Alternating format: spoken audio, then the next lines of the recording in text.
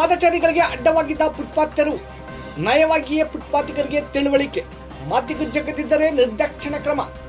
ನಗರದ ಸ್ವಚ್ಛತೆಗೆ ಕೈಜೋಡಿಸಿ ಶಿಸ್ತು ಅಳವಡಿಸಿಕೊಳ್ಳಿ ಕಮಿಷನರ್ ಮನವಿ. ನಮಸ್ಕಾರ ಪ್ರಿಯ ವೀಕ್ಷಕರೇ, ಸಂಗ್ರಾಮ ಟಿವಿಗೆ ಸ್ವಾಗತ. ನಾನು ನಿಮ್ಮ ರಮೇಶ್ ಅಕ್ಕೂರ್.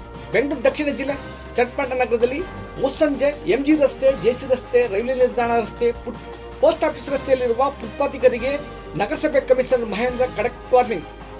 ಬೆಳಗ್ಗೆ ಒಂದು ರೀತಿ, ಮಧ್ಯಾಹ್ನ ಒಂದು ರೀತಿ, ರಾತ್ರಿ ಒಂದು ರೀತಿ ಫುಟ್ಪಾತ್ ಅಂಗಡಿಗಳನ್ನು ಪಾದಚಾರಿಗಳಿಗೆ ತೊಂದರೆಯಾಗುವ ರೀತಿಯಲ್ಲಿ ಇಟ್ಟುಕೊಳ್ಳುತ್ತಿರುವುದರ ಬಗ್ಗೆ ಸ್ವತಃ ಕಮಿಷನರ್ ಅವರೇ ಖುದ್ದಾಗಿ ರಸ್ತೆಗಿಳಿದು ತಮ್ಮ ಸಿಬ್ಬಂದಿ ಜೊತೆ ಫುಟ್ಪಾತ್ ಹಿಂದೆ ಸರಿಸುವ ಕಾರ್ಯಾಚರಣೆ ನಡೆಸಿದರು.